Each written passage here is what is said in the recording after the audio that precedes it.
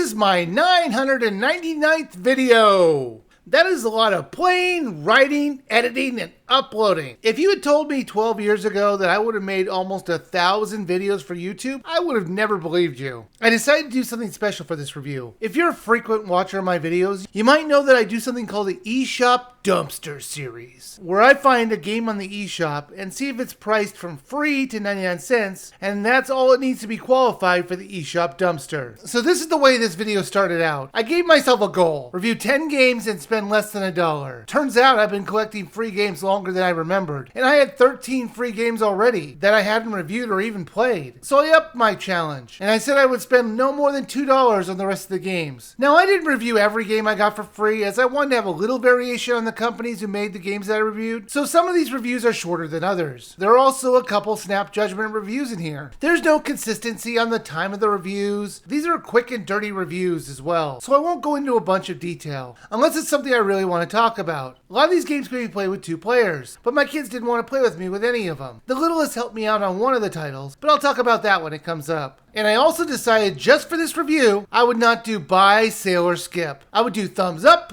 or thumbs down. However, let me make it clear, every single one of these games that I recommend, you need to buy on sale. So with that said, number 20, I'm just kidding, no. This is not a top 20 list. So let's just get this one started with Just Glide. It's a pretty simple title. You control a paper plane and it somehow breaks the laws of gravity and can move upward with no lift to help it. It would be a little bit different if you controlled the wind and you were pushing this little plane, but it seems like we're just the paper plane. And its goal is to fly through hoops and avoid obstacles, like these rocks, or these outer parts of these hoops, or these heavy coins that would weigh it down. Wait, maybe not. Not so much on that one. I guess consistency isn't in this game either. The fact that you can collect coins in these paper planes makes no sense to me. You would think it would drop from all the weight, but I guess it's a magical paper plane. The gameplay is basically just Flappy Bird with paper planes. You just have to keep hitting a button to move the plane upward, and if you stopped, it would descend. The upward motion was really jarring if you hit the button again, as it would just jump up. It was one of the reasons I died so often playing this. The courses change every time you play. Plus, you can spend the coins that you collect to buy new planes to fly through the course. But this one just got old very fast. The biggest problem with this is that there just isn't much here. Deadly Fighter 2! This title is the story of one person who decides to take on a bunch of clones,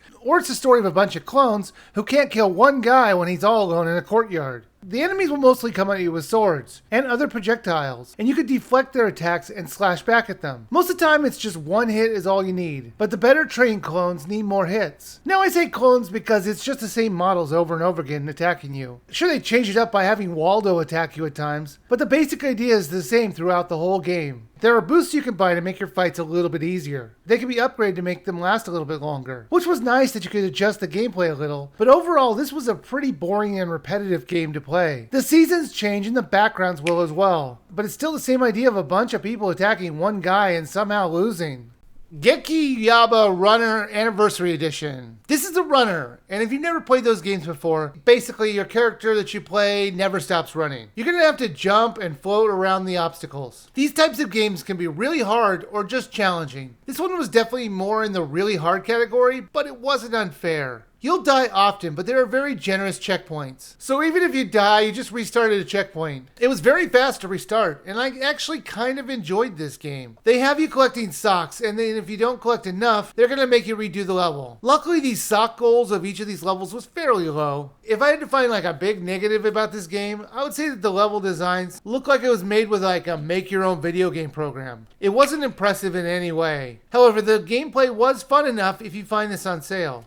Mr. Blaster! Have you ever played one of those Worm series of games where you throw items at an angle to hit enemies and you said to yourself, what if we made this boring by making the action slow-paced and have it so we can't actually see what we're throwing at? Well, that's basically Mr. Blaster in a nutshell. It does have a couple interesting ideas. When you take damage, you see the people falling apart. It's a nice visual change to help ratchet up the simplicity of the title. Also, if you change characters, the item that you're throwing changes as well. One of the things I really didn't like was the limited visibility. They have everything zoomed in most of the time. You could zoom out the action, but you only get a certain number of those that you could do. After that, you really just have to look at the moving planet to decide where to throw. And usually you just try and throw it as hard as you can, straight ahead. Everything is just so slow in this. You could play this with another player, and I would have to assume it's more fun with someone next to you egging you on. But as a single player game, there really isn't much here to keep you playing. Go fish go! This is an endless swimmer. You play as a fish who wants its freedom, and it will brave the most crowded canals to do it. Unfortunately for this fish, there's just so much stuff littering the waterway. I would hate to live in this town. Not only are there fish jumping to freedom, two sides of the town are blocked by a man-made waterway with hardly any bridges. Why would anybody create this? Maybe it's useful to move fresh water, but why would they have boats and boxes just laying in it? Wouldn't you want to keep it clear? Also, who did the bridge layout? Who is this bridge supposed to help? It's in the middle of nowhere. Why would they allow a boat that takes up half of the canal? What is its purpose? This world is randomly made, so every time you play it, you'll get new experiences. I do think the world goes by a little bit fast. However, since you're really only jumping, diving, and moving 3 spaces to the right and left, I guess it's not that hard. There are power-ups to help you, like one that will give you a shield, or one that will propel you really fast. All of these last for a certain amount of time, and you buy them with the coins that you collect in the course. If you like endless runners, this might be something that you probably will enjoy.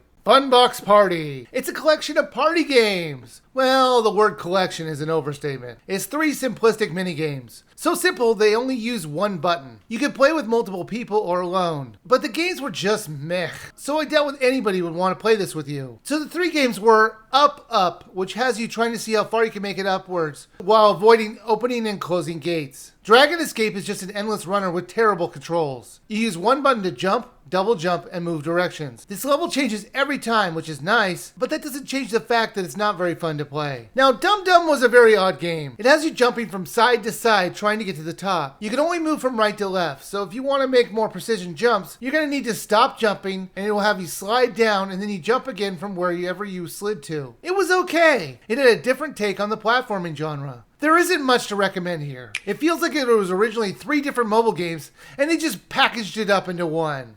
REKT. Have you ever wanted to play a title where all you do is stunts? Well, that's what this game is, only everything is red for some reason. I assume it covers up the blood from all the accidents that must happen. It's an open-ended stunt racing game where they give you 3 goals each time you come in, and you try and do them. If you don't, nothing happens. They let you try again next time, or you can just get rid of that goal for a nominal fee of in-game currency, and they give you another one. The game doesn't really care what you do. They just want you to have fun. The more tricks you do, the higher the score. Each time you spend time in the arena, you're going to rack up points, which will unlock new cars that you drive in the tracks. There are a lot of cars to unlock, and they do drive differently. Like, for example, the van takes longer to get going than the cars. You can purchase upgrades to any of the vehicles to increase the speed and handling, or you can buy new stunt arenas to race in. I had a lot of fun racing around the tracks, doing flips and trying to get to the higher parts of the tracks. I love that they didn't force you to do anything. They only encouraged you to follow the tasks. I spent a lot of time trying to get as much air as possible to get the highest score just so I can unlock another car. They did start to make the unlocking parameters a little high, but I think at that point you should be able to rack up tens of thousands of points per trip, so it really wasn't that bad. If you like games where you go crazy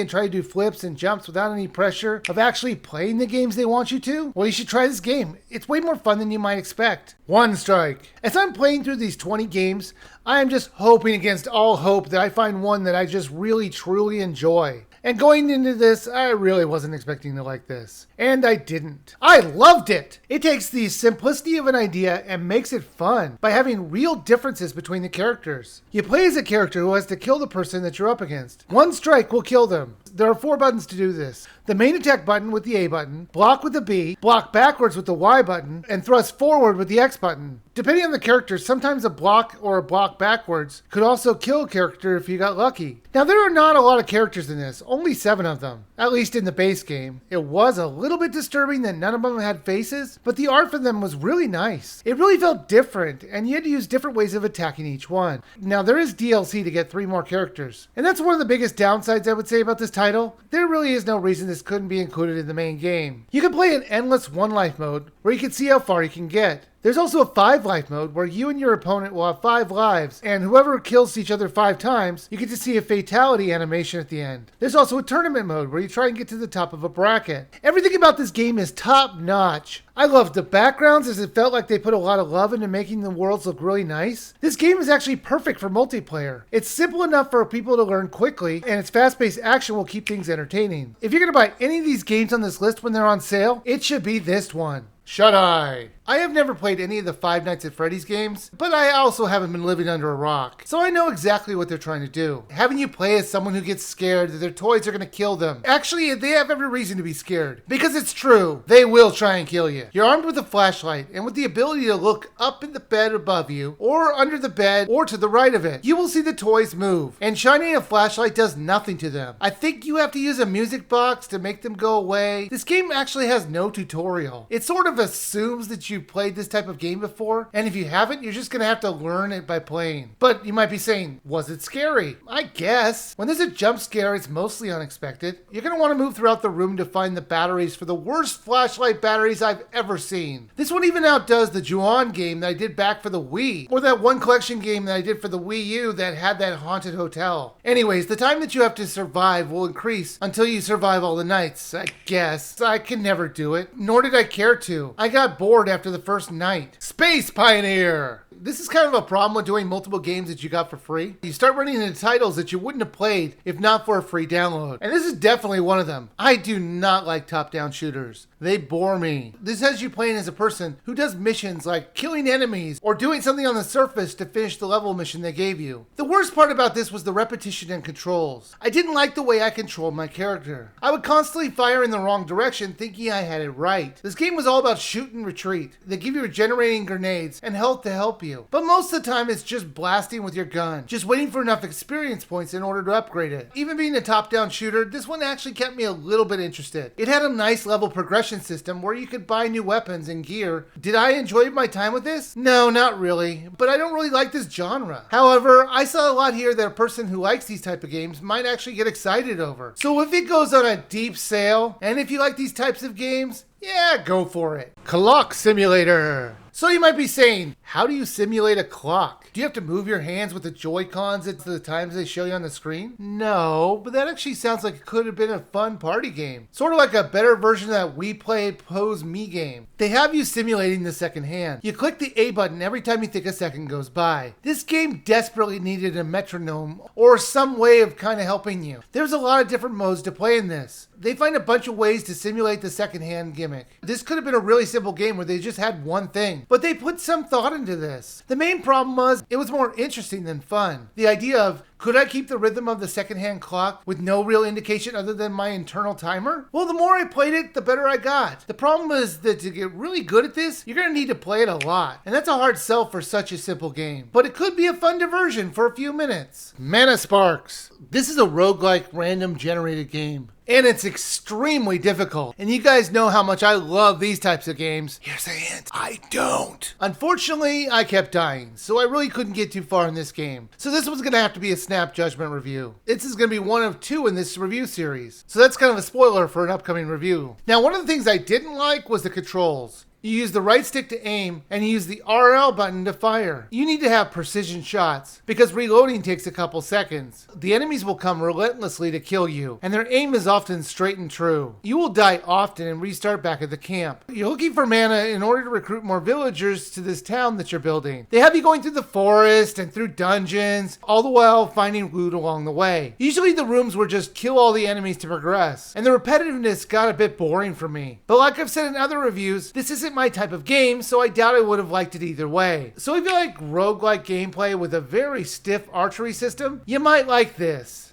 Not. The basic idea behind this title is that you have to follow the instructions they give you. They have you moving in different directions in order to complete a goal. Sometimes you have to go right or left, or it might tell you to do nothing. The longer you play this game, the more difficult it gets. It's actually quite hard because they try to confuse you. For example, if they don't want you to go right, the direction might be not right. So you can pick any direction but right. However, they might also give you direction like not right. So that double negative means go right. They do it just so you'll make a mistake. Eventually you might see it say up in blue. Or it might just give you a choice of one or the other. There is a colorblind option you could turn on if you can't see the colors. It'll just write out what color is where. It was very nice that they didn't exclude colorblind players. This, once again, feels like a mobile game. It's so simplistic, it loses its appeal fairly quickly. This one is difficult to recommend, as there just isn't much here. Koloro. If there's anything you could take to the bank after 999 videos, it's that I'm terrible at pronouncing names. So save the messages that I butchered that name. I'm sure I did. This is a puzzle platformer. You have to guide a girl who can turn into a square through caves of spikes and creatures. This is all in a dream. They say this right away, so this really isn't a spoiler. So I guess the craziness of this world is explained away. You can move right or left, but the trick is you don't stop moving until you hit a wall on the opposite side. And that turns you around, and then you can move in the other direction. The title reminds me of the minigame that was in Funbox Party. You know, the one that I reviewed 7 minutes ago? You have to slide down walls to slow your descent. Then you jump to another wall. It was more enjoyable than Dum Dum, and the level designs could get really hard. There's a 2-player option as well. But like I mentioned in the beginning, nobody wanted to play these games with me, so I couldn't test it, but the option is there. Now this is not a bad game. It was even fun at times. I didn't like the control scheme since sometimes it would get stuck in a corner and not move when it was supposed to. But for the most part, you will enjoy your time with it. Coloring book. I remember going to McDonald's and they used to have like a touchscreen coloring game where you pick the colors and those colors would fill in the parts of the picture that you're making. I fully assumed that's what this was going to be. Imagine my surprise when I found a much more robust coloring program. Let's not go crazy and put this up against like a professional paint program, or even the paint program that comes with Windows. But this has more options than I expected. The ability to free draw and use different brushes, as well as a very limited color palette. Older kids around 8 might enjoy these options, but it feels too complex for a younger child. It was too complex for me at times. Just look at the awful drawing I'm doing. The fill-in tools worked well, but it was hard to gauge what could be filled in and what couldn't. There were just parts of the picture that just wouldn't fill in, and I had to do it manually. And using the Joy-Con to do this wasn't very precise. Worse yet, they give you a few pictures, and they want you to just go get some DLC in order to get some more. I think this title would have actually worked with the option to simplify the controls for younger kids and expand them for older ones. Right now, it's really not worth it. Robonauts. This is the other Snap Judgment review I'm doing, and that's only because this game is very hard, even on the casual setting. I'm sure a bunch of you out there who played this before will say, oh, I wasn't playing it right, or I need to dodge, or something like that. However, I was unable to pass level 2 in normal difficulty after multiple tries. I did get better and better, but I just kept dying. Now, I haven't mentioned this in other reviews because I really didn't think about the music too much. This had a great soundtrack in it, and it appealed to me right away, as well as the graphics and overall idea of the gameplay. I love jumping from planet to planet, even if some of the planets were a bit small. I'm sure some of the scientists would have given it the Pluto treatment. In fact, all of these planets seem too small if you think about it, or were just gigantic. If so, you would think we would crack the planets in half just jumping on it the way we do, or at least cause some major earthquakes. You can get different guns at times which would be more powerful or spread out the bullets. I really wish the difficulty was lower, as I really wanted to play more of this. I'm not a fan of mindlessly shooting enemies, but I liked the way the world was set up, and it made me want to explore even more of it. I just wish I had the skills to make that happen.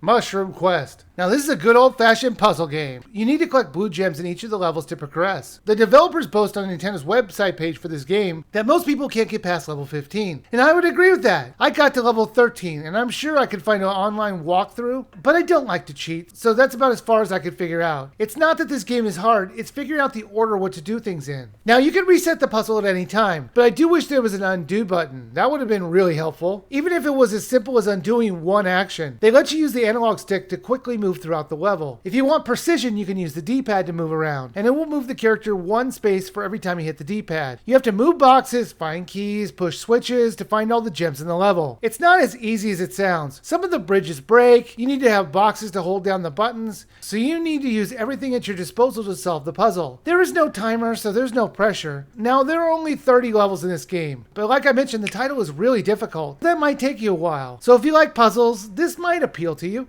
Puzzle book. Truth be told, I've been playing these games in bulk, usually about 3 a day or up to 5 a day depending on the length and difficulty. So as I've been playing a few of these games that didn't interest me, I wanted something simple in order to end the day. This seemed like it would have been an easy game, and my assumptions were right. This is clearly made for younger children. There are all kinds of puzzles for you to complete. The difficulty will be up to you, as you can have as little as 6 pieces or up to 60 pieces. The game wouldn't let you put it in a piece wrong, and you never had to rotate pieces. This is actually perfect perfect for a younger child no more than 6, I would say. The downside to this would be the lack of really notable pictures. They're either generic pictures made by the company or ones made by artists. This would have been perfect with like a licensed brand like Looney Tunes, assuming any child would know who they are. Since it's aimed at younger kids, I would have gotten, I don't know who's around nowadays, Bob the Builder or some Disney kids show. They let you see the picture anytime you want, which seems like a cheat, but since you won't remember what you're making most of the time, I guess this was necessary. They actually give you a lot of puzzles to make, and the simplistic gameplay might make this a fun activity for younger kids to enjoy.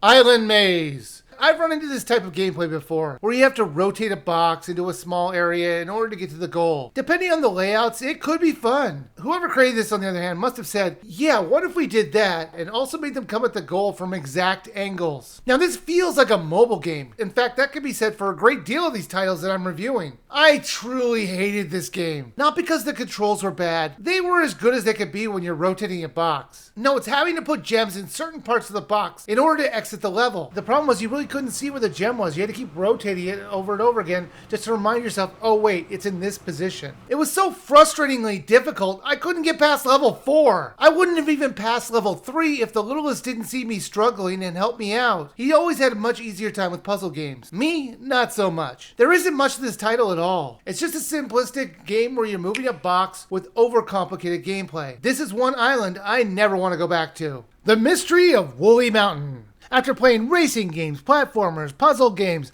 I thought I would end these reviews with a good old-fashioned point-and-click adventure game. Making a good point-and-click adventure game is not easy. Finding objects that work with other ones and making the solutions not too crazy has been a problem for adventure games for decades now. Even Monkey Island, one of the best point-and-click adventure games, has stumbled on this. Make it too easy, it's boring. Make it too convoluted, you'll lose your audience. This one is a little bit difficult to figure out, but it's not too bad. They have an option to highlight clickable areas, so it's not too hard to figure out what needs to be used or not. The story is about an adventurer who has come to rescue kids from a witch. Most of the adventure is told in flashbacks, and getting our crew together and sailing to the island to get them. The story is okay, and the characters were funny at times. Using the cursor on the screen can get annoying. This title would have been helped by having the cursor automatically move to manipulable areas, or at least letting us use the B button to back out of something. No, you have to click on the back button or exit. This title was clearly not made for the console, as everything is more suitable for a mouse. I tried it out in the handheld mode and it works better that way. Now this is an okay point-and-click adventure game, and that's about as much praise as I'm going to give it. It's not bad, nor is it good. Just an average game you're going to forget 5 minutes after playing it. But if you can find it for a few cents like I did, yeah, I guess it's worth it. Well, that's 20 reviews! Up next is my 1000th video. And I've decided to look back at my first season